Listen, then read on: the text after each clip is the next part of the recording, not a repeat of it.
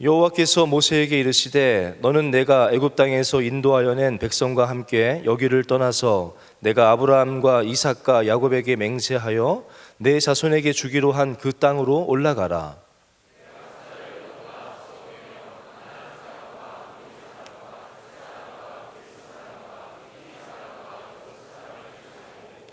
너희를 젖과 꿀이 흐르는 땅에 이르게 하려니와 나는 너희와 함께 올라가지 아니하리니 너희는 목이 곧은 백성인즉 내가 길에서 너희를 진멸할까 염려함이니라 하시니,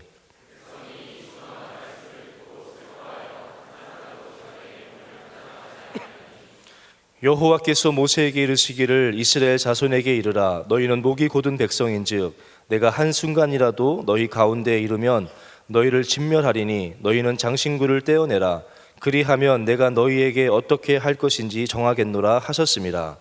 이스라엘 자손이 호렙 산에서부터 그들의 장신구를 떼어내니라. 아멘. 14절 한 절의 말씀 또 함께 합독하도록 하겠습니다. 시작. 여호와께서 이르시되 내가 친히 가리라. 내가 너를 쉬게 하리라. 아멘. 제가 기도하고 말씀 전하도록 하겠습니다. 하나님, 우리를 사랑하시는 살아계신 하나님, 종이 주님께서 전하라 하신 말씀을 들고 이 자리에 섰습니다. 종을 붙잡아 주시고 종의 입술을 정결케 하여 주시고 듣는 이들의 마음을 열어주시고 좋은 밭이 되게 하여 주셔서 하나님의 말씀을 순전하게 잘 전하게 하여 주시고 주의 십자가가 선명히 드러나게 하여 주시고 저들의 마음 가운데 하나님 주시는 말씀이 잘 심겨지는 시간 되게 하여 주옵소서. 원수마귀 사탄 틈타지 못하게 하여 주시고 오직 성령 안에서 함께 주의 말씀을 받으며 또 하나님을 바라보는 하나님의 선하심을 경험하는 시간 되기를 바라고 믿사오며 예수님의 이름으로 기도합니다. 아멘. 할렐루야. 아까 광고도 했지만 샤인지저스가 이제 2주 후에 시작이 됩니다. 여러분들 기대하는 마음이 있기를 바라고 또 샤인지저스 집회를 통해서 회복되어지기를 바라고 또 우리의 열정도 또 하나님께서 주시는 마음들도 다시 뜨거워지고 회복되어지는 정말 집회가 되기를 바랍니다. 여러분들도 기도로 준비해 주시고 준비기도에도 많이 참여해 주시기를 바랍니다. 오늘 저는 여러분하고 말씀을 나눌 제목은 본질을 회복하라 라는 제목으로 말씀을 전하려고 하는데요. 지난 수요일 저녁 예배, 며칠 전에 저녁 예배를 마치고 두 자매가 저에게 찾아왔습니다. 저에게 찾아와서 니고데모와 같이 저에게 밤에 찾아와가지고는 질문을 던졌어요. 목사님, 어떻게 하면 영성을 키울 수 있습니까? 진지한 눈빛으로 저에게 목사님 어떻게 하면 영성을 키울 수 있습니까? 라고 질문하더라고요.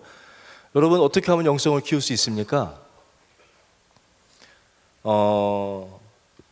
갑작스럽게 너무 진지하게 저에게 질문을 던져서 저도 뭐 생각할 시간도 없고 그냥 이렇게 막 되는 대로 얘기를 했는데 영성 훈련이라는 것이 있지 않습니까? 영성 훈련이라고 하면 무엇을 훈련합니까? 말씀 묵상하고 말씀도 암송하고 통독도 하고 기도하고 뭐 예배하고 어디 가서 금식도 하고 뭐 이렇게 수련회도 갖고 하면서 그런 것이 영성 훈련 아니겠어요?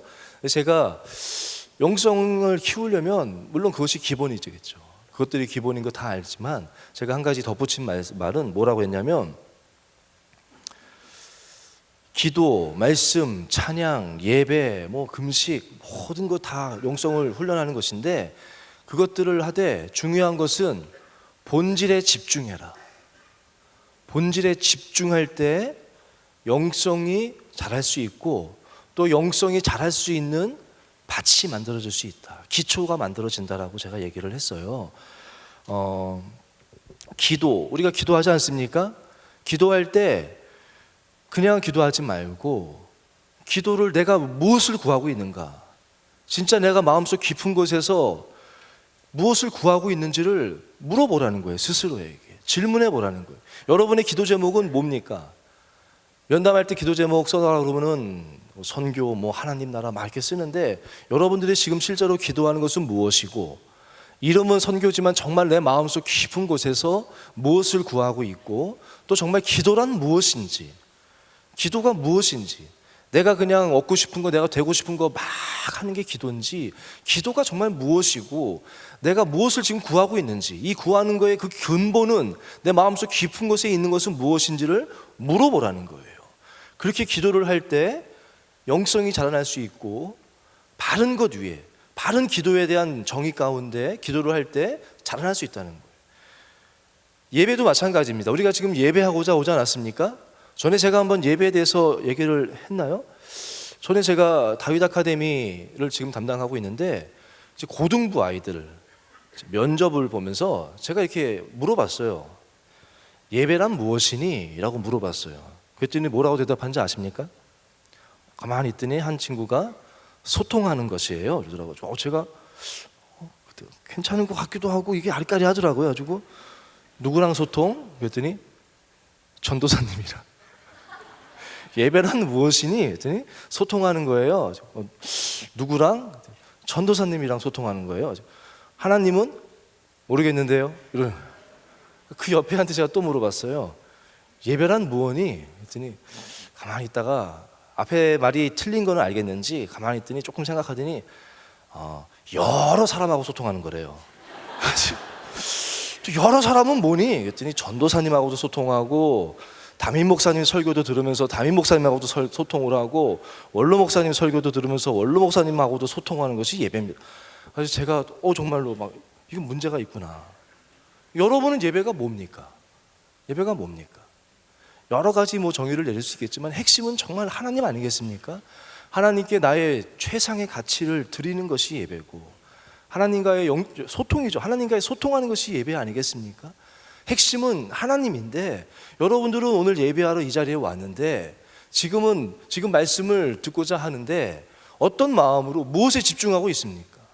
무엇에 집중하고 있고, 찬양과 모든 시간에 여러분이 드리는 예배가 지금 여러분에게 어떤 의미가 있습니까? 그 본질을 자꾸 물으라는 거예요. 그리고 본질에 집중할 때 그냥 예배를 아무리 많이 드려도 예배의 본질을 잊고 전도사님하고 소통 아무리 해봐야 영적으로 영성이 자라나는 건 아니거든요. 하나님으로부터 하나님의 말씀을 듣고 하나님께 나의 모든 사랑과 최고의 모습, 그것이 찬양이고 그것이 기도고 그것이 워십이고 여러 가지 형태로 가장 귀한 것을 주신 하나님께 나의 가장 귀한 것을 올려드리는 것이 예배 아니겠습니까? 집중하시고 그렇게 할 때 영성이 자라나는 것이다. 말씀도 마찬가지예요. 말씀을 우리가 묵상하죠.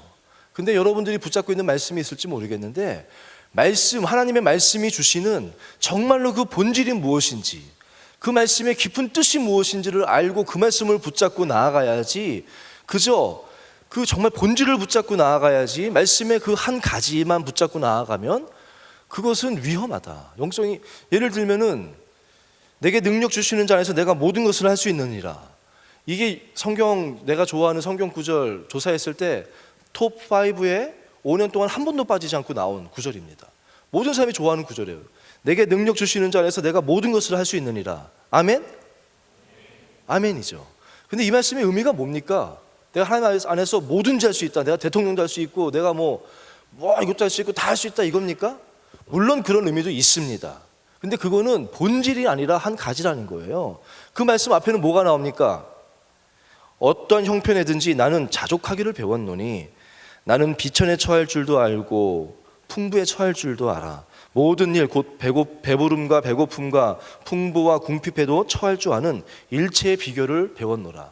지금 사도 바울은 무슨 이야기를 하냐면, 나는 하나님의 복음을 위해서 가난한 곳이든 부한 곳이든 배고픈 것이나 배부름이나 모든 것이든 나는 복음을 위해서 다 적응할 수 있다. 나는 복음을 위해서라면 모든 걸 내가 다 할 수 있다. 그것을 내가 할 수 있다는 그런 말씀이거든요. 근데 우리는 이 의미를 내가 모든 것 할 수 있다, 그렇게 받아들여서 하다 보면은 그 말씀을 붙잡고 기도했는데, 나는 모든 것 할 수 있다라고 내게 능력 주시는 자 안에서 모든 것 할 수 있다고 시험을 준비했는데 시험을 떨어져요. 그러면 이제 둘 중에 하나예요. 하나님이 내게 시험을 붙여줄 수 있는 능력이 없거나, 나는 하나님께 버림받았거나.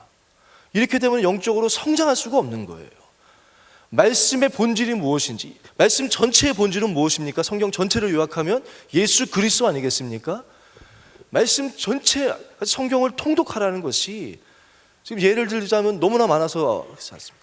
여러분들이 말씀을 묵상할 때도 하나 그냥 내 마음에 드는 말씀이 아니라 정말로 이 말씀이 나에게 말씀하시는 것은 무엇인지, 이 말씀을 통해서 내게 말씀하시는 것은 무엇인지. 오늘도 제가 하나님 말씀을 들고 다녔었는데, 여러분 말씀 여러 가지 듣다가 하나님 마음에 딱 부딪히는 거, 그냥 마음에 여러분 형편에 딱 맞는 거, 상황에 맞는 거 하나 붙잡고 아멘 하나님 치료해 줄 줄로 믿습니다, 이거가 하나님께서 전해주시는 말씀인지 무엇인지를, 그 본질을 붙잡으려고 할 때 영적으로 성장할 수 있다는 거예요. 시험에 안 될지라도 그 가운데 하나님의 뜻을 묻게 되고 그것을 통해서 더 크신 하나님을 알게 되고 영적으로 성장할 수 있는 것이라는 거예요. 제가 얼마 전에 한 목사님의 그 간증 책을 읽고 참 은혜 받은 이야기가 있어요. 저도 참 몸이 아팠기 때문에 또 더 그런지 모르겠지만, 여러분 그 이야기가 참 와닿더라고요. 여러분 성경에 사도 바울의 그 믿음으로 기도하면 모든 병이 낫는다고 하지 않습니까? 믿음의 기도는 능력이 있다라고. 맞습니까? 믿음으로 기도하면 모든 병이 낫습니까? 그 글을 쓰신 그 이야기의 목사님은 소아마비, 선정성 소아마비고 지금도 소아마비세요. 그분이 이제 했던 이야기인데, 그러면서 이제 어디 가서 이제 어떤 이야기를 하는데, 그러면서 이렇게 질문을 하더라고요. 믿음으로 기도하면 모든 병은 낫는다라고 했는데, 사도 바울이 자신의 몸에 있는 그 질병을 위해서 3번 간구했다고 나온다는 거예요.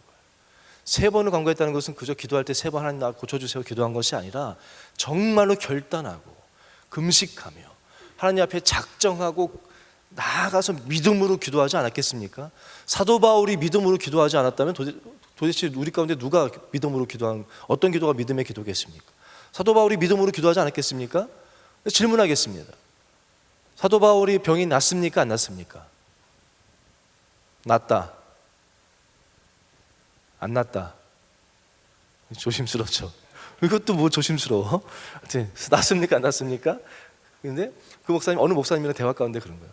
안 낫다고. 그랬더니 그 목사님이 낫다 그러시는 거예요. 무슨 말이에요? 들어봤지? 설명하기. 사도 바울이 3번을 간구했다는 거예요. 3번을 간구했는데 3번째 되는 때 하나님이 응답해 주셨어요. 뭐라고 응답해 주셨냐면, 사단이 가시를 너에게 줬는데, 거기서 일단 핵심은 하나님이 주신 질병이 아니라는 거예요. 하나님이 주신 것이 아니라 사단으로부터 온 것이지만, 그것도 하나님이 내가 막을 수도 있지만 이제 허락해 주신 것인데, 너의 그 약함을 통해서 너가 온전해진다는 거예요. 너의 그것이 있음으로 말미암아 너가 교만하지 아니하고 너의 그 약함을 통해서 오히려 너의 능력이, 복음을 전하는 능력이 온전해지기 때문이다. 그렇기 때문에 내 은혜가 내게 족하다라는 하나님의 응답을 받았다는 거예요. 그리고 나서 여러분 다시 한번 질문하겠습니다. 사도 바울이 다시 한번 또 기도했을까요? 안 했을까요? 그 응답을 받고 내 은혜가 내게 족하다, 그걸 통해서 너가 더 온전해지는 것이다 라는 하나님의 응답을 받고 사도 바울이 병 낫기를 위해서 또 기도했겠습니까? 안 했다는 거예요. 왜냐? 하나님의 그 뜻을 알고 나서 바울에게 있어서 그 질병은 더 이상 질병이 아니라는 거예요. 그 질병은 여전히 몸은 아플지 모르지만 그전에는 그것이 자신의 육체를 힘들게 하고 자신의 사역을 방해하는 질병이라고 생각했는데, 이제 응답을 받고 나서는 그것은 질병이 아니라 복음을 전하는 소중한 도구라는 거예요. 그렇기 때문에 그것은 병은 낫다는 거예요. 왜? 사도 바울이 이 땅에서 건강하게 잘 살고 그냥 건강한 몸으로 이 땅에서 잘 사는 것이 목적인 사람이라면 질병이 그대로 있는 것이겠죠. 사도 바울의 본질적인 정말 그 마음속 삶의 목적은 이 땅에서 건강하게 잘 먹고 잘 사는 것이 목적인 사람이 아니에요. 사도 바울의 목적은 뭡니까? 삶의 목적은 복음을 위해서 사는 것이에요. 복음 전하며 사는 것이고 복음을 위해서 죽는 것이고 예수 그리스도와 함께 살고 예수 그리스도와 함께 죽는 것이 사도 바울의 인생의 목적이기 때문에 기도한 것도 이것이 내 복음 전하는 것이 방해가 된 것 같아서 그걸 위해서 기도한 것이죠. 근데 이것이 오히려 복음의 도구라는 것을 알고 나서는 이것은 병이 아니라 그건 아니에요. 저는 그 말씀이 얼마나 도전이 되는지 몰라요. 기도가 뭡니까? 내가 원하는 것이 이루어지는 것입니까? 물론 그것도 기도 중에 하나야, 맞습니다. 하나님 앞에 구하는 것이. 성경에 그렇게 나와요. 너의 양식, 일용할 양식을 구하라고. 그것도 기도 가운데 하나지만 기도의 깊이 본질로 가면은 하나님의 뜻을 구하는 것이고 하나님의 뜻이 이루어지기를 구하는 것이고 내 하나님은 선하시기 때문에 선하신 아버지시기 때문에 우리 구하는 것을 좋은 것을 떡을 달라는데 돌을 안 주신다는 것이 그런 기도의 그런 깊은 뜻이지 내가 원하는 대로 다 나는 것이 뜻이 아니라는 거예요. 여러분 본질에 집중하는 여러분 되기를 주의 이름으로 부탁합니다. 본질에 집중하십시오. 기도를 하든지 말씀을 묵상하든지 예배를 드리든지 금식을 하든지. 금식하는 이유가 금식하다 보면 여러분 굶식되지 않습니까? 그냥 굶는 것이. 금식의 이유가 금식에도 내가 무엇을 위해서 금식하는지 집중하시고 본질에 집중할 때 우리는 영적으로 좋은 기초를 갖게 되는 것이고 특별히 젊을 때 이렇게 기초 본질을 갖고 있어야 돼요. 그래야 거기서부터 자라나는 것이지. 제가 청년부 몇 년 전에 저희 청년 가운데 한 명이 야구 감독, 초등학교 야구부 감독을 하는 청년이 있었거든요. 지금은 이제 연세대학교 야구부, 연세대 야구부 코치를 하고 있는데 그 친구를 신방하러 갔다가 이제 조금 연습이 아직 안 끝나서 제가 좀 지켜보고 있었어요. 야구부 감독으로 애들을 이제 수비 연습을 시키는데 계속 보는데 계속 세 가지를 계속 얘기하는 거예요. 엉덩이 내려, 손바닥은 나를 보이고, 정신 집중하란 말이야. 이거를 계속 이렇게 펑고를 쳐주면서 수비할 때마다 엉덩이 내리라니까 계속 이걸 반복하는 거예요. 왜요? 이게 기본기니까. 이게 기본이기 때문에 수비의 기본이기 때문에 이거를 잘 갖춰놨을 때 여기서부터 화려한 수비도 나올 수 있는 것이고 그거 되는 거 아니겠습니까? 저는 LG 트윈스 팬인데요. 요즘에 마음이 오늘 제가 야구 결과를 보지도 않았고 야구 보면 설교에 혹시 방해될까 봐 시작부터 끝까지 아예 보질 않았는데 한 유격수가 있습니다. LG에. 얼마나 화려하게 수비를 잘하는지 몰라요. 근데 쉬운 걸 놓쳐요. 그게 뭡니까? 아직 기본에 가지고 쉬운 걸 놓쳐서 게임을 지배한다 그래가지고 이렇게 설교 때 사람 얘기하면 안 되는 거죠? 아직 그런 사람이다. 아직 기본에 딱 되어 있을 때 거기서부터 그렇게 되는 거 아니겠습니까? 여러분들 본질에 집중하셔야 돼요. 젊은 날에 본질에 집중하시고 또 한 가지 제가 권면을 드리자면 여러분이 근데 본질에 집중한다고 해서 너무 여러분 스스로 하지는 마세요. 여러분이 질문하시되 젊은 날에 좋은 멘토를 두십시오. 내가 이거 하는 것이 맞는지를 물어보고 상담받을 수 있는 멘토를 두는 것이 또 중요한 것 같아요. 여러분들이 그렇게 할 때 여러분들이 믿음에 장성한 사람이 되고 영성으로 성장할 거라고 저는 믿습니다. 제가 이제 여러분 스타벅스 아시죠? 아시겠죠? 스타벅스 좋아하시죠? 저는 개인적으로 스타벅스 커피를 너무 비싸서 안 좋아하고 마시지는 않지만 또 회사도 전에 동성애 쪽도 이렇다 그러고 별로 좋아하진 않지만 전에 한번 한 권의 책 스타벅스 하워드 슐츠 그 CEO가 쓴 책이 있어요. 온 워드라고 안 읽어보셨죠? 네. 그 책을 한번 읽어보시면 좋아요.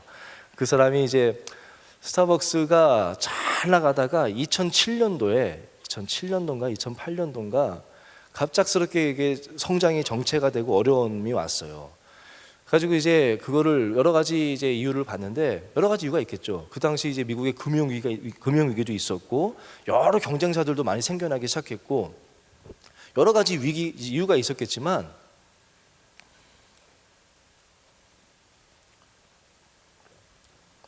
그분이 와서 이렇게 진단을 했는데 그 핵심 이유가 무엇이냐? 스타벅스의 핵심 가치를 본질을 잊었다는 거예요. 뭐냐면 스타벅스를 그분이 처음 시작할 때 밀라노인가를 한번 이제 여행을 갔는데 밀라노에서 어느 커피숍에 들렀는데 거기서 커피 한 잔을 이렇게 마시면서 두 사람이 너무나도 좋은 분위기에서 열렬하게 대화를 나누는 걸 보면서 커피 한 잔의 힘이 무엇인지를 느꼈대요. 그러면서 그 전까지 미국은 그렇게 커피가 그냥 이렇게 마시는 거지 했는데 그분은 커피는 그저 그냥 음료가 아니라 사람과 사람을 연결해주는 좋은 매개체이고 커피를 통해서 이건 좋은 문화다 이런 도전을 받아서 스타벅스를 만들면서 스타벅스 어떻게 생각했냐면 어느 스타벅스 매점을 가든지 간에 커피 볶는 냄새가 확 나면서 그 최고의 에스프레소를 내가 똑같이 누릴 수 있어서 그걸 통해서 그 안에서 사람들의 그 아름다운 좋은 문화를 만들어내는 것이 그 가치로 삼았어요. 아주 굉장히 그 핵심 가치 내는 거는 굉장히 높아요. 뭐라고 했냐면은 사람의 영혼을 감동시키는 스타벅스. 이게 이제 어쨌든 그 핵심이에요. 근데 어느 카페를 어느 지점을 가봤는데 커피 볶는 냄새가 나지를 않고 치즈 냄새가 났다는 거예요. 무슨 말이냐? 스타벅스 커피를 막 하다 보니까 사람들이 아침에 스타벅스를 드는 사람들이 가볍게 요깃거리를 찾더래요. 그래서 조각 케이크 같은 거 그렇게 했나 봐요. 그때 그게 잘 팔려요. 샌드위치 같은 거를 놨더니 그게 잘 팔리니까 이런 샌드위치도 만들고 이런 샌드위치도 만들고 이렇게 만들다 보니까 이 매상이 꽤 오른다는 거예요. 그러다 보니까 사람들이 이제는 좀 뜨뜻한 음식을 원했다는 거예요. 그리고 샌드위치 그냥 그거 말고 치즈를 막 오븐에다 구워가지고 뜨뜻하게 나오는 샌드위치를 만드니까 더 좋은 것 같더라는 거예요. 그렇게 점점 샌드위치 매상이 막 올랐는데 어느 순간인가 커피숍을 들어갔더니 커피 볶는 냄새가 나지를 않고 오븐에서 나는 치즈 냄새가 난다. 이 사람이 거기서 충격을 받았다는 거예요. 이건 아니다. 그리고 매장마다 에스프레소가 다 맛이 다른 거예요. 그래가지고 어떤 결단을 내렸냐면요. 하루 동안 7,100개의 매장을 다 문을 닫았어요. 그리고 13만 5천 명의 바리스타를 다 모았어요. 그리고는 스타벅스의 핵심 가치를 다시 재교육한 거예요. 다시 재교육하고 그 결단이 굉장히 힘들지 않겠습니까? 하루 동안 매상으로 해서 일릉 매출도 매출이겠지만 그것이 소비자에게 어떤 시그널을 보낼지 몰라서 주가가 어떻게 될지 모르잖아요. 실제로 그거 하자마자 주가가 폭락했었거든요. 스타벅스에 문제가 있다 생각해가지고. 근데 그거를 다 접고 핵심 가치를 잃어버리면 우리는 아무것도 아니다 그러고 과감하게 전 매장을 다 문 닫고 전 바리스타를 불러다가 다시 핵심 가치를 가리키고 다시 에스프레소를 뽑고 그 샌드위치 이거를 없애버렸다고 하더라고요. 그리고 나서 처음에 힘들었지만 다시 재성장을 했다는 그 이야기를 제가 읽으면서 참 중요한 것을 깨달았어요.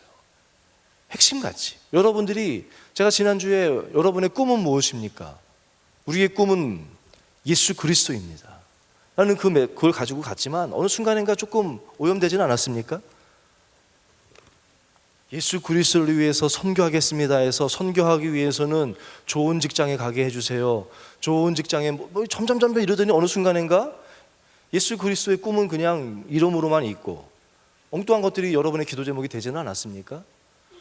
제가 설교를 준비하면서 드라마 추적자라는 드라마가 있더라고요. 혹시 아세요? 안 보시죠? 저도 보진 못했어요. 전에 한번 하도 시청률이 높아서 저는 개인적으로 1,000만이 넘는 영화는 무조건 봅니다. 그리고 막 시청률이 굉장히 높은 드라마는 볼 시간은 없으니까 그 명대사, 명장면 그런 거를 봐요. 여러분들을 좀 이해하려고 도대체 뭐가 사람들을 움직이는지를 좀 보려고 그러는데 저는 추적자라는 드라마가 굉장히 시청률이 높았거든요. 근데 그 가운데 명대사 중에 박근영이라는 제가 다시 한번 검색을 해봤더니 이 사람은 대그룹 총수더라고요. 대기업 총수인데 아주 전화 한 통으로 나라를 막 주물럭주물럭 하는 총수인데 나중에 이 사람이 결국 파멸하게 되는 이야기인데 한 헤라라는 여자가 있는데 이 사람은 대통령 후보로 나온 처음에는 이제 정치 처음에 해가지고 대통령 후보로 나온 사람의 보좌관이 있더라고요.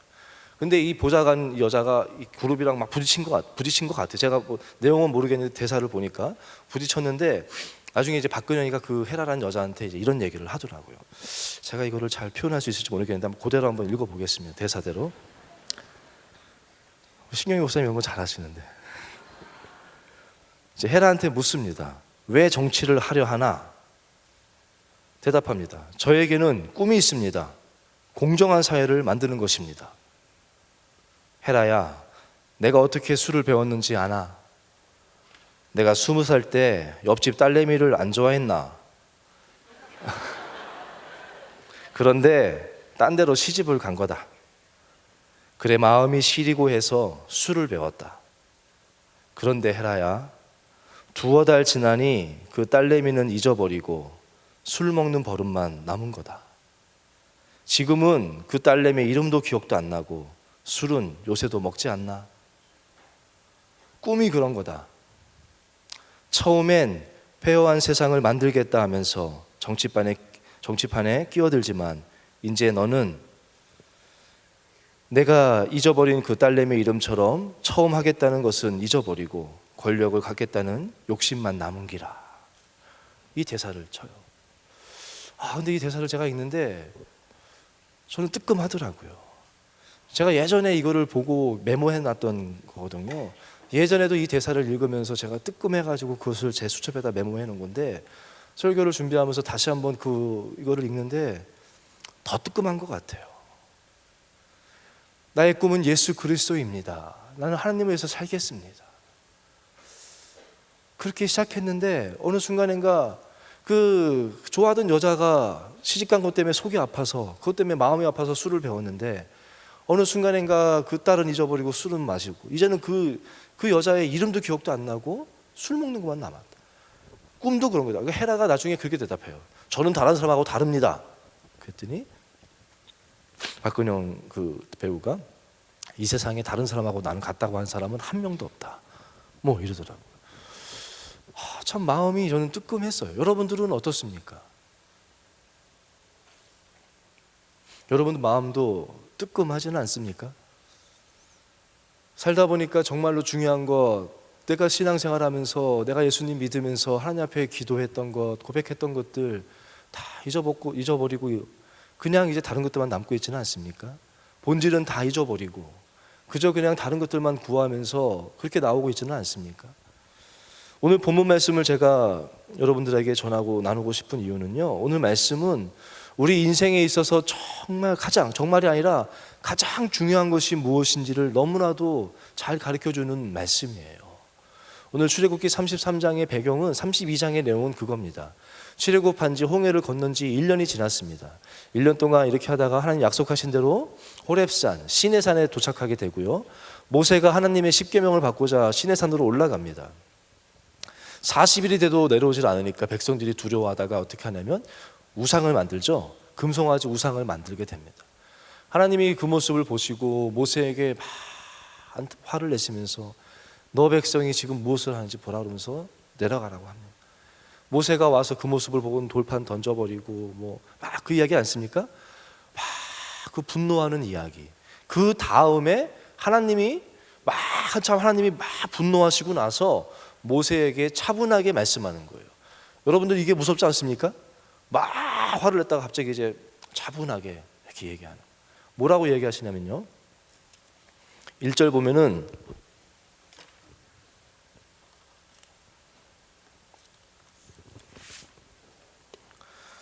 여호와께서 모세에게 이르시되 너는 내가 애굽 땅에서 인도하여 낸 백성과 함께 여기를 떠나서 내가 아브라함과 이삭과 야곱에게 맹세하여 내 자손에게 주기로 한 그 땅으로 올라가라. 지금 가나안 땅으로 가라는 거예요. 가라.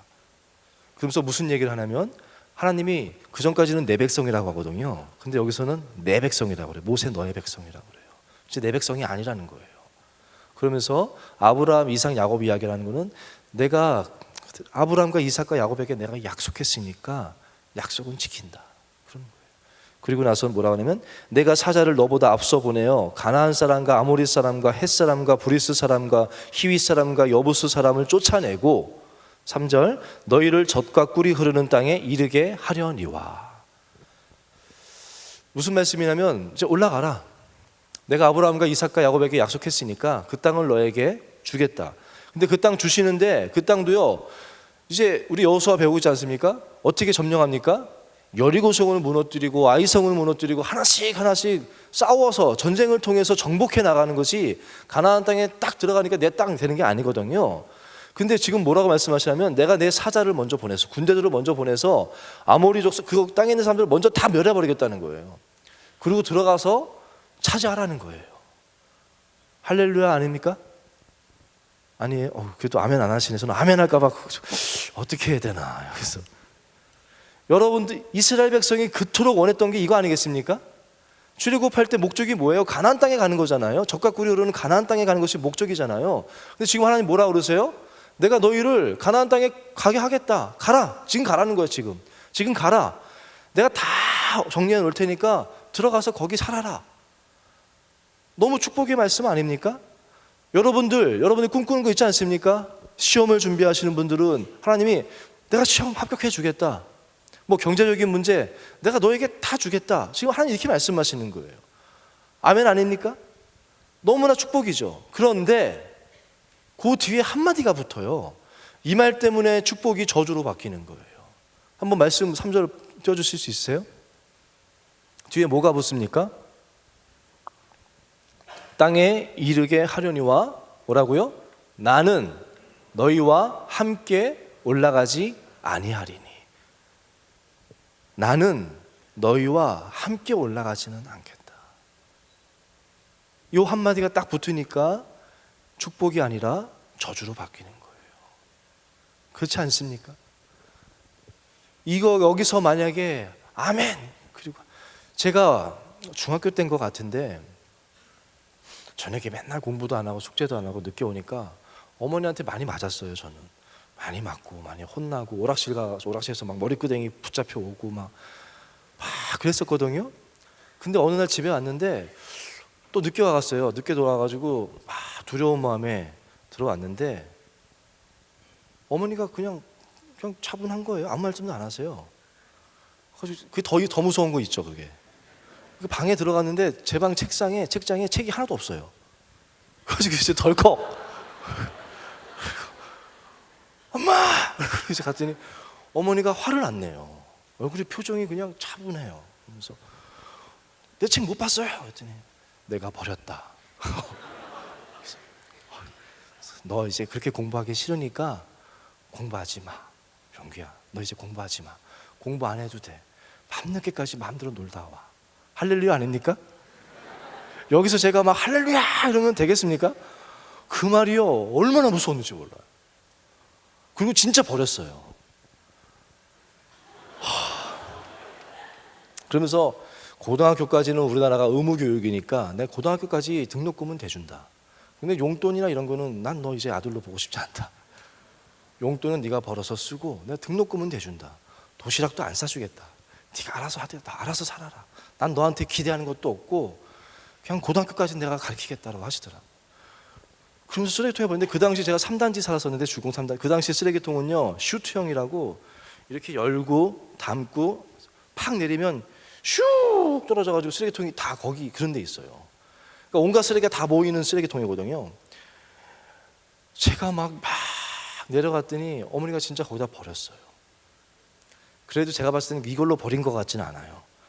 좀 살짝 옆에다가 던진 것 같아요. 왜냐면 이거 막 음식물 같은 거 떨어지면 못 쓰잖아요. 근데 조금 묻긴 했는데 어쨌든 제 책들이 다 그 쓰레기통 안에 있어요. 제가 그 안에 들어가가지고 하나씩 갖고 와가지고 손수건으로 막 다 닦으면서 얼마나 울었는지 몰라요. 그리고 어머니한테 그 다음날 머리를 삭발하고 어머니 잘할게요. 공부할게요. 그러고 나서 제가 좀 공부를 좀 했어요. 근데 여러분 생각해 보세요. 어머니가 저는 그렇게 놀고 싶었거든요. 공부하고 싶지도 않고 놀고 싶고 오락실 가고 싶고 막 그랬는데 너 이제 공부하지 마. 그 말이 저에게 복이 아니라 저주였어요. 왜요? 이제 너는 엄마는 너에게 기대하는 게 아무것도 없다. 난 너를 이제 아들로 보고 싶지 않다 하면서 그 말이 저에게 얼마나 무서웠고 그런지 몰라요. 오늘 이스라엘 백성이 하나님 앞에 그래서 뭐라고 나옵니까? 백성이 이 준엄한 말씀을 듣고 이 말씀을 듣고 슬퍼했다는 거예요. 슬퍼했다는 거예요. 그러면서 한 사람도 자기의 몸을 단장하지 않았다니. 그 뒤에 보면은 막 각종 장신구를 다 떼놨다고 하거든요. 1년 동안 이스라엘 백성이 이스라엘에 출애굽할 때 물론 가나안 땅이 목적지였지만 그들의 본질적인 목적은 뭐였습니까? 그냥 가나안 땅에다 사는 겁니까? 그것이 아니라 가나안에서 하나님을 섬기겠노라 아니겠습니까? 나의 하나님을 우리 하나님을 내 조상의 하나님과 그 땅에 함께 거하면서 하나님께 예배하고 하나님과 함께 그 땅에서 하나님 주시는 은혜 가운데 하나님을 예배하고 제사장의 나라로서 사는 것이 그것이 비전 아니겠습니까? 여러분들은 어떠해요? 여러분들은 지금 무엇을 꿈꾸고 있습니까? 하나님 나라를 위해서 살기 위해서 꿈꿨던 것들이 있는데 여러분들 지금 무엇을 바라고 있는지를 오늘 예배를 통해서 스스로에게 묻기를 바라고 정말로 우리 가운데 있어서 가장 중요한 것 아무리 가나안 땅에도 여러분이 원하는 것 다 이루어진다 하더라도 하나님이 함께 하시지 않으면 그것은 저주인 줄로 믿습니다. 아니에요? 하나님 함께 하지 않아도 그냥 여러분 잘 살았으면 좋겠어요? 그것은 아니에요. 이 땅에서의 삶이 전부라면 맞겠죠.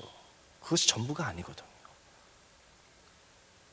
무엇을 기도하고 있습니까, 여러분들? 무엇을 바라보며 살고 있습니까? 저는 몇 번을 들었는지 모르지만 우리 원로 목사님 군대 예화는 들을 때마다 저는 눈물이 이렇게 나요. 여러분들도 알지 않습니까? 목사님 군대 가가지고 이거 이렇게 하시잖아요. 뭐 따라했다가 혼날라 또 이렇게 하시고는 하시잖아요.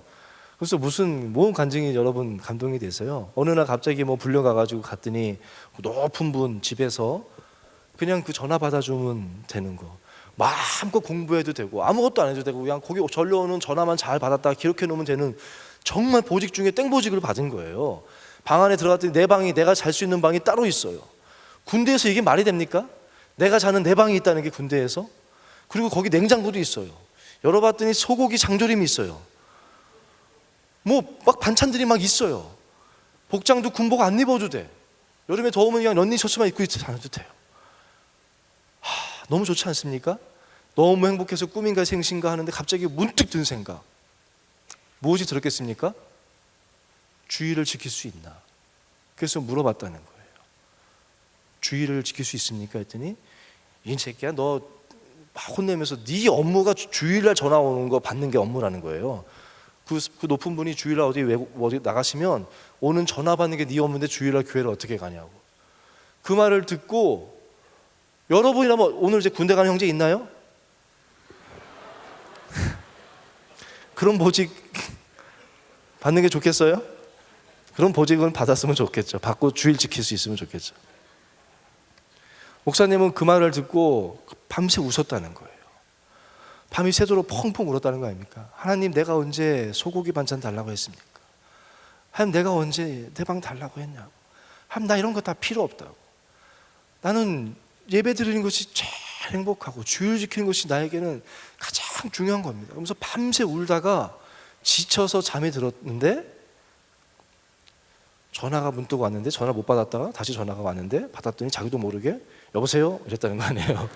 그러고는 막 이 새끼야 뭐야 막 이래가지고 그거 잘려가지고 그 바람에 잘려서 다시 그 군용 집 타고 다시 돌아가는데, 사는 사람들은 다 불쌍한 놈, 어쩌다가 여보세요 한번 잘못하지 잘렸냐 막 불쌍한 놈 막 그렇게 쳐다보는데 그때만큼 행복한 적이 없었다. 지금도 인생을 되돌아볼 때 그 순간만큼 행복했던 기억이 정말 내 인생의 가장 행복했던 순간 중에 하나다라는 그 고백이 저는 지금도 너무나도 감동이 돼요. 무엇이 행복한 겁니까, 여러분? 무엇이 진짜 본질입니까? 우리의 살아가는 데 있어서 행복한 정말 본질이 뭐예요? 핵심이 뭡니까? 하나님이 함께 하시는 건 줄로 믿습니다. 하나님을 섬기면서 하나님과 동행하는 삶이, 그것이 초막이든지 궁궐이든지 그런 삶이 우리의 행복인 줄로 믿습니다. 형통이 뭡니까, 여러분? 형통하다는 것이. 우리가 형통이라는 단어 좋아하잖아요. 형통하기를. 형통이 뭡니까? 창세기 말씀 한번 찾아보겠습니다. 요셉을 통해서 하나님이 형통을 가르쳐 주시는데요. 창세기 39장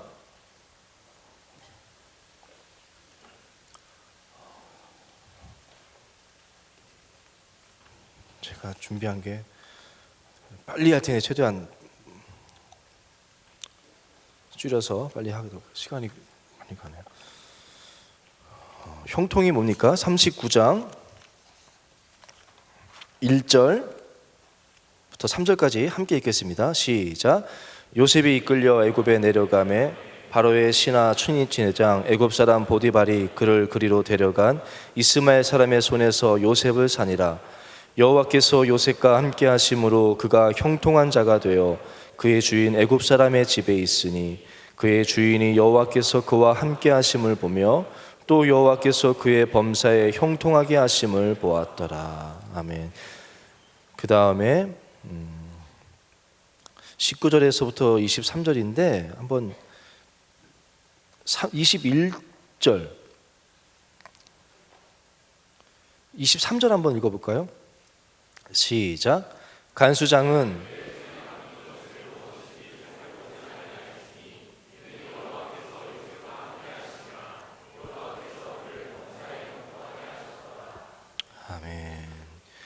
형통이라는 단어가 저 앞에 19절부터 읽으면 계속 나오거든요. 앞에 분이랑 여기 두 번째랑 계속 형통하였다, 형통이라는 단어가 나오지 않습니까? 어떤 형통함이 있었냐면 요셉은 만남의 복이 있었어요. 만나는 데마다 자신을 알아봐 줄 수 있는 보디발을 만났고 또 간수장을 만나서 자신의 능력을 알아봐 주고 기회를 주는 좋은 사람들을 만났다는 것이고, 또 손으로 하는 것마다 잘 된 것, 형통이라고 나오지 않습니까? 손으로 하는 것마다 잘 됐다고 하는데, 오늘 본문에서 말씀하는 형통은 그것이 아니에요. 손으로 하는 것마다 잘 됐어요. 근데 사실 따져보십시오. 그게 형통은 맞아요. 형통의 하나의 현상이에요. 그것이 본질은 아니라는 거예요. 손으로 하는 것마다 잘 됐는데 결과적으로 보디발의 집에서 그 손으로 하는 것마다 잘 돼서 나중에 어떻게 됩니까? 그 잘 된 거 누가 갔습니까? 다 보디발만 가진 거 아니에요? 요셉은 그냥 감옥으로 가잖아요. 이것은 본질적인 형통은 아니에요. 이해가 되십니까? 하는 것마다 잘 되는 것은 형통이에요. 근데 형통의 본질은 아니라는 거예요. 또 감옥에 가서도 형통했다고 나오는데, 감옥에 있는 게 또 뭐가 형통이겠습니까? 감옥에서 조금 잘 보여가지고 뭐 간수장한테 인정받아서 조금 뭐 이렇게 편할지 모르지만 그게 형통이겠습니까? 감옥에 있는 거 정말 어떻게 보면 최악 아니겠어요? 근데 본문은 형통했다고 나오거든요. 왜요? 형통했다는 말에 항상 나오는 게 뭡니까? 하나님께서 그와 함께 하심으로. 하나님께서 그와 함께 하심으로. 한 번 더 말할까요? 하나님께서 그와 함께 하심으로. 그것이 형통이라는 거예요. 왜냐, 지금 뭐 감옥에 갈지도 있고 뭐 막 이럴지 모르지만 함께 하심으로 결국은 하나님은 그 요셉의 삶이 하나님의 주권하에 있는 거 아니겠습니까? 그래서 요셉은 결국은 하나님의 뜻을 따라 사는 것이고, 이 땅에서도 존귀한 삶을 살고 맡겨주신 사명을 감당하고 많은 생명을 살리고 이 땅을 떠나서도 하나님과 함께 즐거워하지 않겠습니까? 그것이 형통인 줄로 믿습니다. 여러분, 형통을 구하되 하나님이 함께 하심을 구하십시오. 저는 저희 청년부 LT 슬로건이 하나님의 이야기로 가득한 삶이에요. 근데 제가 반성했던 것이 뭐냐면, 저는 하나님과 함께 하나님의 이야기로 가득한, 제가 뭐라 했어요 아까? 하나님과 함께하는 삶이라고 했나요? 제정신이 이래요. 하여튼 하나님의 이야기로 가득한 삶, 이게 올 한 해 이제 슬로건으로 우리 LT 때 같이 하고 있거든요. 내 이야기 말고 하나님의 이야기가 가득한 삶이 되자, 그렇게 이제 하고 있는데, 그래서 저는 이제 다이어리를 써요. 하나님의 이야기, 내 삶 가운데 하나님의 이야기를 그때그때마다 쓰거든요. 근데 쭉 읽어봤는데 어떤 이야기들을 썼냐면, 내가 잘된 이야기, 어떤 걸 했는데 잘된 거, 뭐 어떤 거 했는데 하나님이 정말 막 섭리 가운데 도와주셔서 누구를 만나게 해가지고 정말 은혜 가운데 뭔가 잘 이룬 거, 그것들만 쭉 썼더라고요.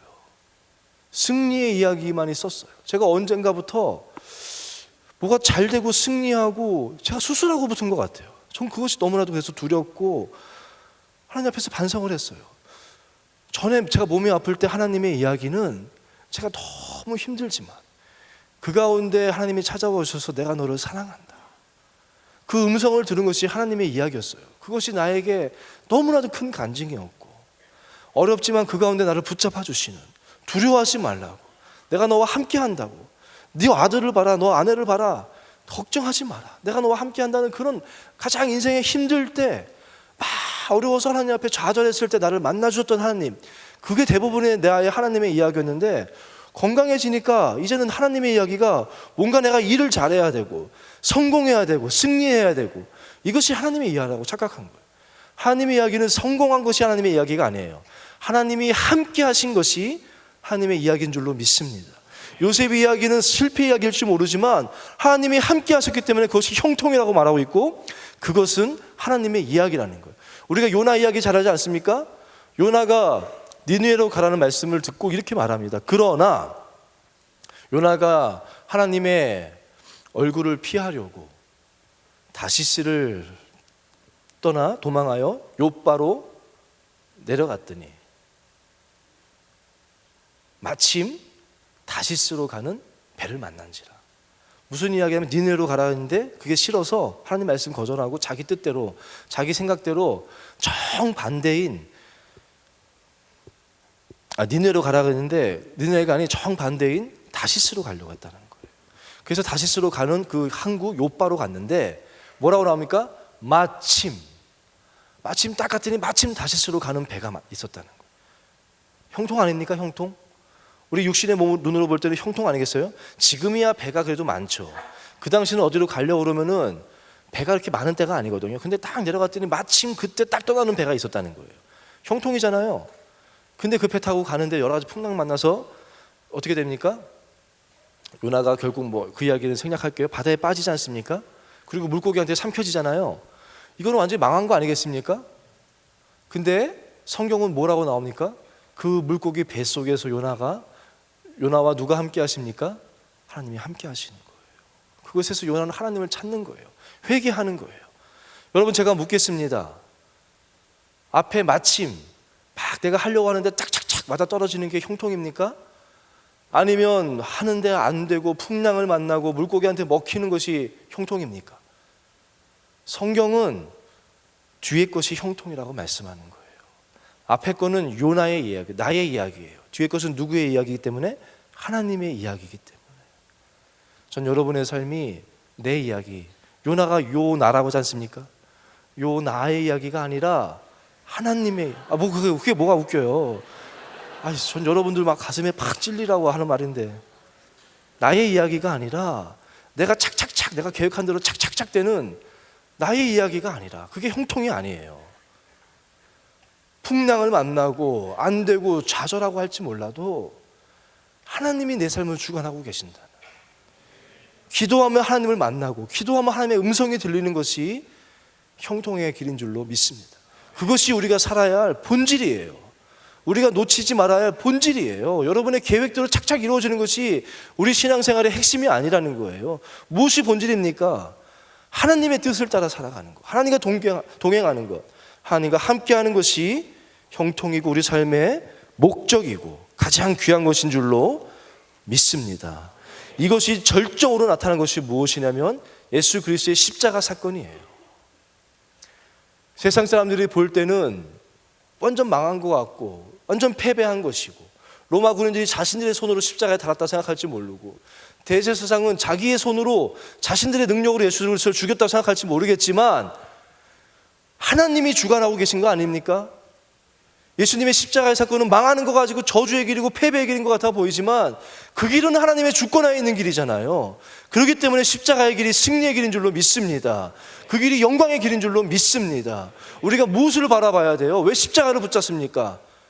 십자가를 붙잡는다는 것은 예수님이 겟세마네에서 다 힘들지만 하나님의 뜻이 이루어지기를 원했던 것처럼, 내 하나님은 선하시기 때문에 그 하나님의 뜻을 구하며 십자가의 길을 걸어가는 것처럼 우리도 십자가 붙잡는 것은 이것이 하나님의 뜻이고 하나님과 함께하는 길이고 고난의 길이지만 승리의 길이기 때문에 붙잡는 줄로 믿습니다. 찬양 하나 좀 불러봤으면 좋겠어요. 하나님은 날 좋게 하시죠. 여러분 아시죠? 이 찬양을 새가족부 제가 신방하는데 특순 때 이 찬양을 부르는데 정말로 막 눈물이 났어요. 무엇이, 여러분 삶에서 무엇을 추구합니까? 성공이 중요한 게 아니에요. 하나님의 주권하에 나의 하나님은 선하시기 때문에, 신실하신 분이기 때문에 그 하나님의 선하심을 믿고 어떤 상황에서도 그 하나님을 나는 좋게 하시는 분이심을 믿고 나아가는 것이 하나님의 이야기고 그것이 승리의 이야기인 줄로 믿습니다. 우리 한번 이 찬양 한번 불러보겠습니다. 제가 이걸 잘 못 부르거든요. 누가 싱어좀 한번 불러줘봐요. 마음이 싱어 다 하려고.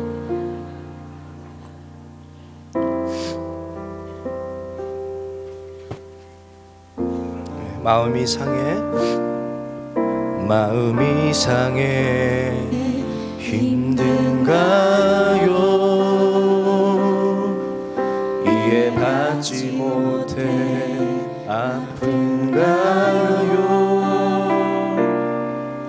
잠시 눈을 감아요.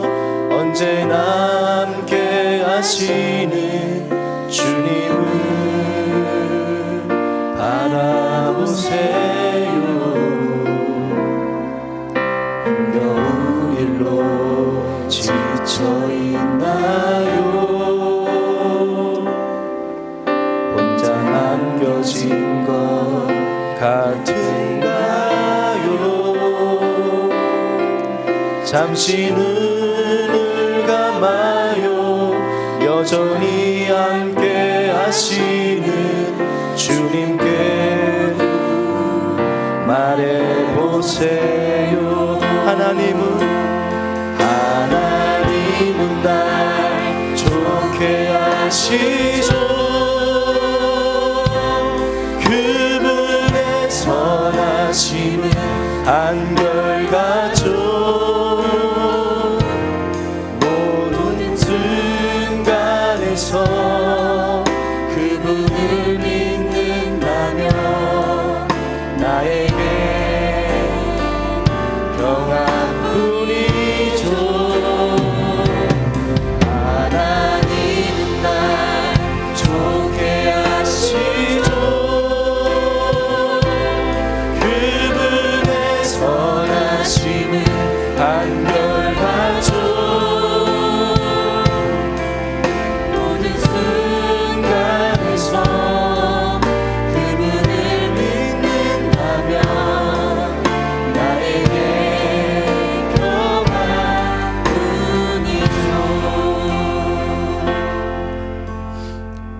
잠시만 말씀을 조금 더 전하겠는데요. 여러분 삶 가운데 정말 삶의 목적이 본질이 회복되어지기를 바라고, 또 한 가지 본질이라고 볼 수는 없을지 모르겠지만 우리가 샤인지저스 집회를 앞두고 있지 않습니까? 샤인지저스 집회가 언제 시작한 줄 아세요? 저도 기억이 안 나가지고 김준환 전사님한테 아니요 처음 1번 몇 년도에 샤인지저스가 처음 시작했냐면 2007년도에 시작됐다고 합니다. 저는 그때 교육전도사였어요. 저는 샤인지저스 처음부터 저 청년부 떠났을 때 2년 빼고는 계속 지금까지 함께 하는데, 저는 첫 번째 샤인지저스 집회를 이제 압니다. 기억합니다. 그 가운데서 지금 가장 기억나는 것은 첫 번째 찬양,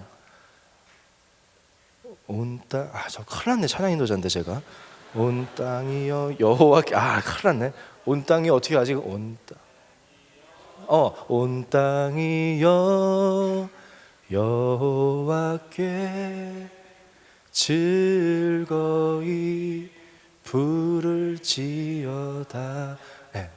이 찬양으로 쫙 시작을 하는데 그냥 그때부터 눈물이 확 났어요. 그러면서 그때 얼마나 뜨겁게 찬양을 하고 했는지 몰라요. 근데 샤인지저스를 첫 번째 샤인지저스를 어디서 했냐면 올림픽 공원에서 시작을 했어요. 여기서 한 것이 아니라. 왜 거기서 했는지 아세요? 왜 샤인지저스 집회를 우리가 가졌고 왜 올림픽 공원에서 했냐면 주 목적이 그겁니다. 제가 정확히는 잘 몰라요. 그때는 사실 그냥 교육전사로 그냥 아무것도 모르고 그냥 따라다니던 때라 가지고 잘 모르겠지만, 그래도 제가 아는 것은 우리 열정으로 정말, 여기가 그때 새성전이 지어지기 전이었거든요. 이렇게 좁잖아요. 여기 한번 정말 수많은 젊은이들이 모여서 한번 하나님 앞에 우리의 열정을 바치자. 하나님 앞에 우리 열정을 드리자. 그리고 많은 사람 앞에 그 예수 그리스도의 그 생명의 빛을 비추자, 전하자. 그래서 여기서 모인 것이 장소 문제도 있겠지만 또 한 가지는 올림픽 공원에서 하면은 접근하기가 쉬울 수 있다. 우리 전도하자. 세상의 사람들 전도해서 올림픽 공원 여기까지 오라고 하면 명일동 총구석까지 안 오니까 올림픽 공원에 와라. 그리고 올림픽 공원에서 예배 드리고 같이 거기서 산책하고 접근성이 좋으니까 많은 젊은이들을 전도도 하고 우리가 한번 열정을 드리고 그 예수 그리스도의 빛을 그들에게 전하자. 그런 목적으로 샤인지저스 집회가 시작된 거예요.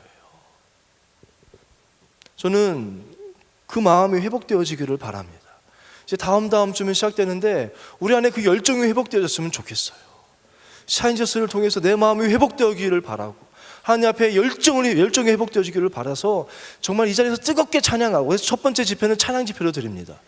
찬양 집회로 한 1시간 넘게 찬양 예배로 드릴 건데 뜨겁게 찬양하기를 원하고, 두 번째 집회는 전도 집회로 드리는데 정말 전도할 수 있기를 원해요. 제가 한번 살펴봤더니 전에는 1월달부터 4월달까지는 평균 한 120명 정도가 이렇게 전도 새가족이 등록했더라고요. 근데 올해 청년부를 보니까 30명이 들어요. 물론 여러분의 상황이 압니다. 부담이 되겠고 또 찾아오는 사람들 적을 수 있겠지만 전도는 그런 차원의 것이 아니에요. 전도는 우리에게 좋으니까 우리 교회가 지금 하나님의 뜻 가운데 있는 줄 저는 믿고, 하나님이 이 시기를 통해서 더 순전하고 하나님의 뜻을 저는 이룰 줄로 믿어요. 근데 전도는 우리에게 좋으니까 우리 교회에 와, 이런 차원의 것이 아니에요. 아까 제가 말씀드린 것처럼 이 땅에서 우리는 소망이 없는 자거든요. 희망이 없거든요. 이 땅에서 무엇으로 이른들 죽음이란 문제 앞에서 우리는 어쩔 수 없고 이 땅에서 삶이 끝이 아니라 영원이라는 세상이 있지 않습니까? 그곳에 있기 때문에 복음을 전하는 거죠. 전도할 때 여러분 뭐라고 전도합니까? 무엇을 전합니까? 우리 교회 와. 그러면 예쁜 자매 많아. 우리 교회 오면 전에는 그렇게 지금은 아닐지 모르겠지만 전에는 목사님 말씀이 얼마나 좋은지 몰라. 김할 목사님, 이필삼 목사님, 이준호 목사님, 김하나 목사님 말씀이 좋아. 막 이렇게 전도할지 모르겠지만 그것은 본질은 아니에요. 전도의 본질이 뭡니까? 우리 모든 사람은 10년 가운데 알게 돼 있어요. 하나님께서 새겨 놓으셨어요. 우리가 죄인임을, 우리가 죽을 수밖에 없는 존재임을, 이 땅에서 아무리 노력해도 우리는 정말 참된 행복을 얻을 수 있는 것을 여러분 깊이 내열 나누면 다 압니다. 우리가 존재가 어떤 것인지를 알기 때문에 그 영혼들을 사랑하기 때문에 그 영혼들에게 예수 그리스도를 전하는 것이 목적 아니겠습니까? 여러분들이 전도자의 삶을 살기를 바랍니다. 샤인저스 집회를 통해서 전도의 열정이 회복되었으면 좋겠어요. 다시 한번 전하시고 모든 것들이 본질이 회복되어지고 나의 기도가 회복되어지고 전도가 회복되어지고 복음이 회복되어지고 하나하나가 회복되어지는, 그래서 준비기도회를 그렇게 가지는 거예요. 저녁에 모여서 말씀을 듣고 하나씩 그 회복하자. 기도를 회복하자. 복음을 회복하자.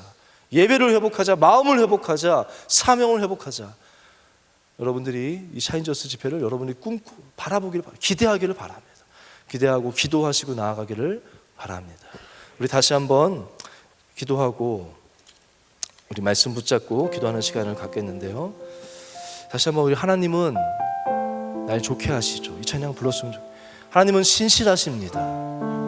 여러분 어떤 상황이 있을지 모르지만 그 하나님을 붙잡으세요. 선하신 하나님을 붙잡으십시오. 그 하나님 바라보시고 다른 거 붙잡지 마십시오. 다른 것이 형통이 아니에요. 하나님 붙잡길 바랍니다.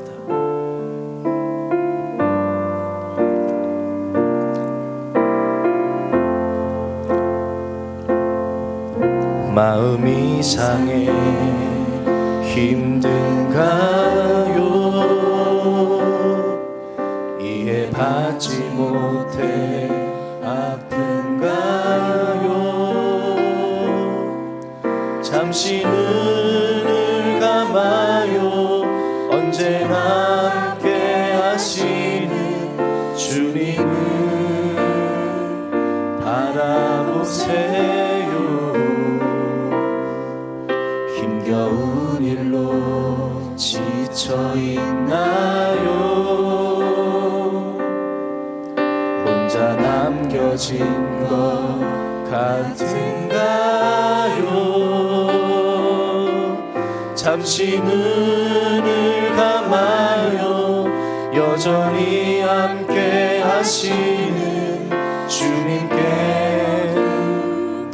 말해보세요. 하나님은 날 좋게 하시죠. 그분의 선하심을 안결하죠. 모든 순간에서 그분을 믿는다면 나에게 평안뿐이죠. 하나님은 날 좋게 하시죠. 그분의 선하심을 안걸가죠. 모든 순간에서 그분을 믿는다면 나에게 평안. 하나님은 날 좋게 하시죠. 하나님은 날 좋게 하시죠. 그분의 선하심은 한결같죠.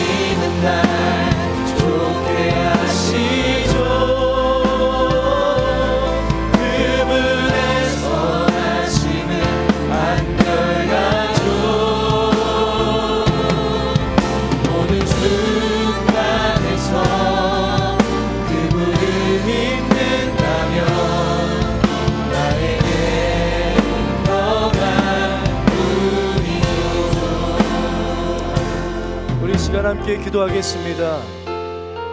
기도할 때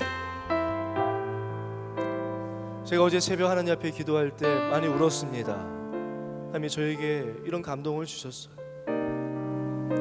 떠다니는 얼음덩어리 되지 말고 빙하가 되라라고 말씀하셨어요. 무슨 의미냐면요, 전에 제가 들었던 말인데, 북극에 가면은 얼음들이 많이 움직이는데요, 떠다니는데 두 종류가 있습니다. 한 종류는 바람이 부는 대로 그냥 이렇게 떠다니는 얼음이 있습니다. 그건 그냥 얼음이에요. 판만 있는 거. 근데 하나는 바람 부는 방향하고 상관없이 흘러가는 얼음이 있어요. 얼음 덩어리. 그것은 빙하입니다. 우리가 빙산의 일각처럼 빙하는 왜 바람이랑 상관없이 흘러가냐면요, 밑에가 더 훨씬 커요. 그래서 그것이 깊이, 그 바닷속 깊이 해류가 흐르는데 그 해류의 중심을 딱 두고 있습니다. 그래서 위에서 바람은 막 불 줄 모르지만 빙하는 언제나 그 해류를 따라서 정해진 곳으로, 해류의 목적지로 흘러가는 거예요. 바람이 동에서 불든 서에서 불든 그것을 따라 움직이는 얼음덩어리 같은 것이 아니라 해류의 중심을 담고 있기 때문에 해류가 향하는 목적지를 향해서 끝까지 가는 것이 빙하거든요. 여러분 삶이 빙하가 되기를 축복합니다. 세상의 여러 시대의 흐름에 따라서 일로 갔다 절로 갔다 하지 마십시오. 중심을 오직 하나님께 두십시오. 하나님과 함께 하신 것이 나의 복입니다. 하나님과 함께 하신 것이 내 인생의 가장 중요한 것입니다. 하나님을 내가 사모합니다. 함께 더 가까이 나가기를 원하고 하나님을 더 아는 것이 내 인생의 가장 귀한 것입니다. 하나님 앞에 고백하며 나아가는 빙하와 같은 인생을 살기를, 그 소리를 향하신 하나님의 사명의 길을 걸어가는 내가 되게 하여 주시옵소서. 우리 주님의 이름으로 세 번 함께 기도하겠습니다. 주여, 주여, 주여, 주여. 좋게 하시죠. 그분의 선하심 한결같죠. 모든 순간에서 그분을 믿는다면 나에게 영한 분이죠. 아멘. 나의 하나님은 선하십니다. 하나님은 선하십니다. 하나님 모든 상황에서 아버지 세상의 바람에 따라 흘러다니는 삶이 되지 않게 하여 주시고, 나의 하나님 선하고 신실하신 한결같은 하나님, 나를 사랑하시고 나를 좋게 하시는 내 하나님을 바라보며 그 하나님의 마음의 중심을 두게 하여 주시옵소서. 하나님, 내가 흔들리고 요동하는 아버지 바람에 나는 겨와 같은 인생 되지 않게 하여 주시고, 아버지 여호와를 경외함으로 물가에 심겨진 나무와 같이 하나님과 함께하는 삶을 살게 하여 주시옵소서. 아버지, 어느덧 주 아버지 내 인생이 아버지 하나님 안에서 주 아버지 살기보다는 아버지 눈에 보이는 것, 내가 이 땅에서 잘 되는 것, 아버지 요나와 같은 삶을 살았음을 고백합니다. 아버지여, 이 땅에서 주 아버지 내 뜻을 사는 아버지 내 모습을 회개합니다. 그저 성공만을 바라고 그저 주 아버지 잘 되는 것만을 바라고 아버지 하나님의 뜻이 아닌 나의 뜻을 바라는 아버지여 요나의 삶을 살았음을 아버지 앞에 회개합니다. 주여, 나를 용서하여 주시옵소서. 아버지, 언젠가부터 내 기도가 하나님을 더 알기 위함이 아니라 하나님의 뜻을 쫓아 사는 것이 아니라 아버지 내가 잘 되는 것이 내 기도의 제목이 되었고 그저 내가 성공하는 것이 나의 기도의 제목이 되어버렸습니다. 주여, 아버지 다시 회복되어지기를 원합니다. 내 안에 중심이 하나님을 바라보기를 원합니다. 내 안에 중심이 선하고 신실하신 하나님께 고정되어 있기를 원합니다. 내 눈이 여호와 하나님을 바라보기를 원합니다.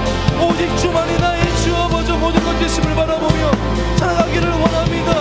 이 땅에 주 아버지 오직 주님밖에 없음을 바라보며 그 어떤 것도 나를 채울 수 없음을 주 아버지 바라보며 살기를 원합니다. 주여, 주여, 나의 삶 가운데 나의 이야기가 쓰여지지 않게 하여 주시고 하나님의 이야기로 가득 찬 삶이 되기를 원합니다. 하나님, 나와 함께 하여 주시옵소서. 아버지, 하나님 없이 가나안 땅으로 가지 않게 하여 주시고 하나님 없이 주 아버지 가나안 땅이 무슨 의미가 있습니까? 적각거리는 땅에 무슨 의미가 있습니까? 하나님, 나와 함께하지 아니하시면 나는 아무것도 안 하는 것뿐이오니 하나님 친히 나와 함께하여 주시옵소서. 주님 나와 함께하여 주시옵소서. 이 땅에 오직 주밖에 없음을 고백합니다. 주여,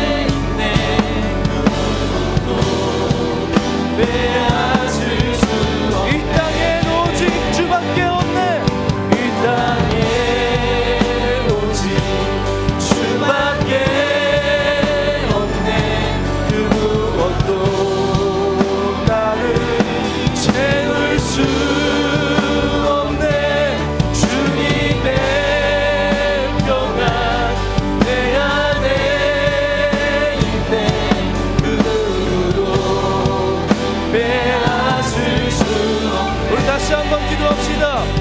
하나님, 나의 이야기를 쓰지 않게 하여 주옵소서. 하나님의 이야기로 채워주는 삶이 되기를 원합니다. 적과 꿀이는 땅 필요 없습니다. 하나님, 나와 함께 하여 주시옵소서. 이 땅에서의 성공, 그것을 바라는 인생 되지 않게 하소서. 하나님 없으면 아무 의미가 없사오니 주여, 나와 함께 하여 주시옵소서. 내 이야기가 아니라 하나님의 이야기로 채워 주시옵소서. 다시 한번 기도하겠습니다. 주여, 이 땅에 오직 주밖에 없네. 그 무엇도 나를 채울 수 없네. 주님의 평안 내 안에.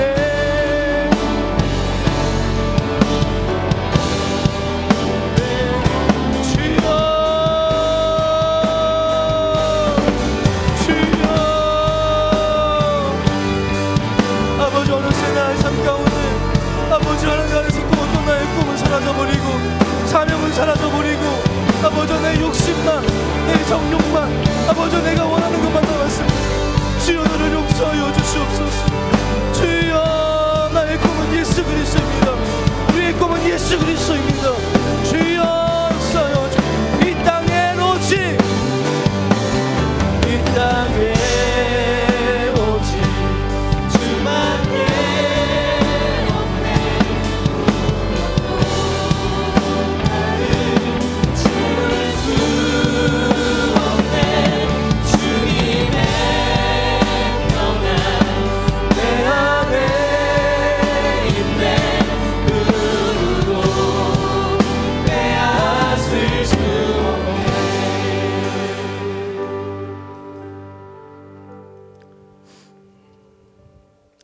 오직 하나님만이 우리의 모든 것임을 믿습니다.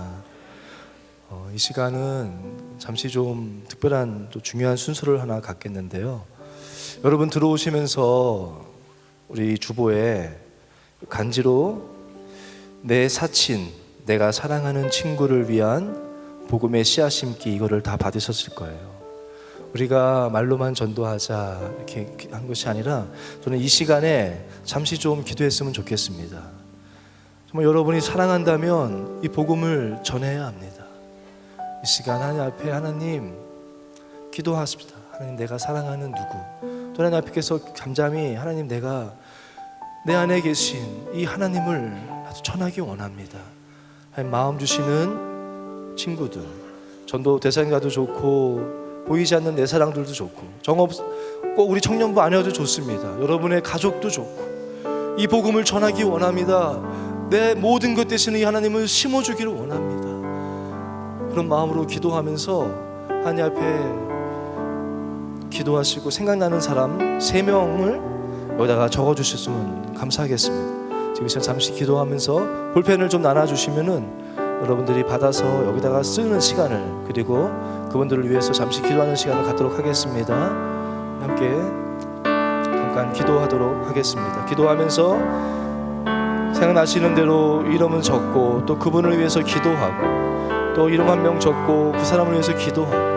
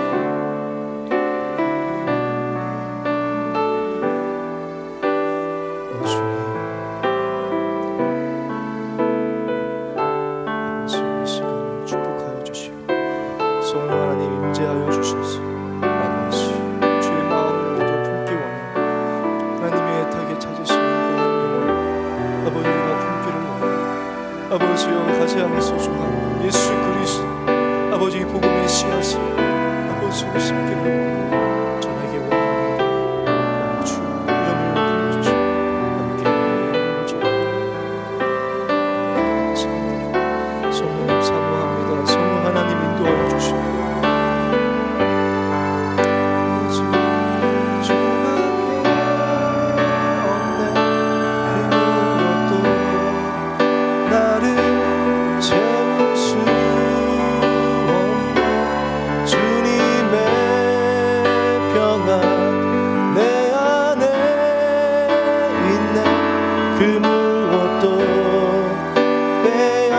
함께 찬양합시다. 이 땅엔 오직 이 땅에 오직 주밖에 없네. 그 무엇도 나를 채울 수 없네. 주님의 평안 내 안에 있네.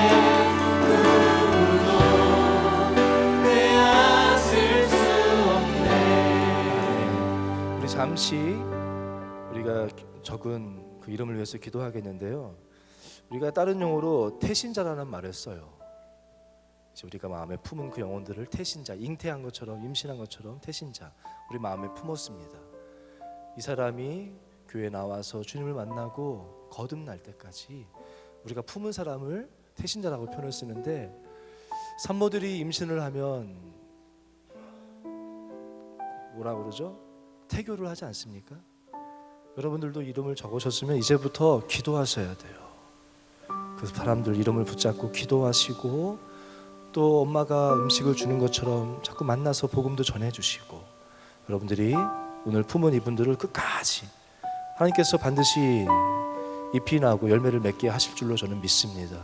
이분들 소중하게 생각하시고 기도하는 분들 되길 바랍니다. 한 1분만 다시 한번 요 3명 놓고, 하나님, 내 안에 이 복음의 씨앗이 내 사랑하는 친구에게 전해져서 정말 이 친구에게도 그 복음의 씨앗이 심겨지고 생명이 심겨지는 은혜를 허락해 달라고 한 1분 정도 함께 기도하고 마치겠습니다.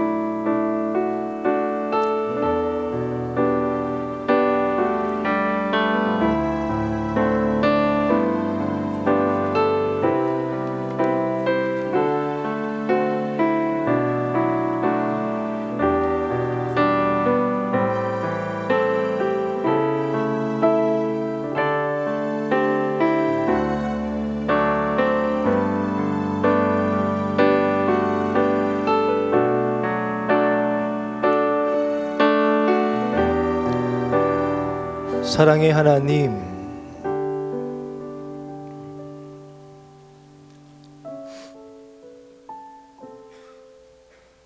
우리가 오늘 마음에 품은 한 명 한 명의 영혼들, 하나님께서 사랑하시고 바라보시고 아름다운 계획을 갖고 계신 줄로 믿습니다. 이제 품었사오니 바라기는 하나님 아버지의 마음을 우리에게 부어주셔서 품고 기도하고 또 그들을 하나님께로 인도할 수 있는 저희들 되게 하여 주옵소서. 예수님의 이름으로 감사하며 기도합니다. 아멘.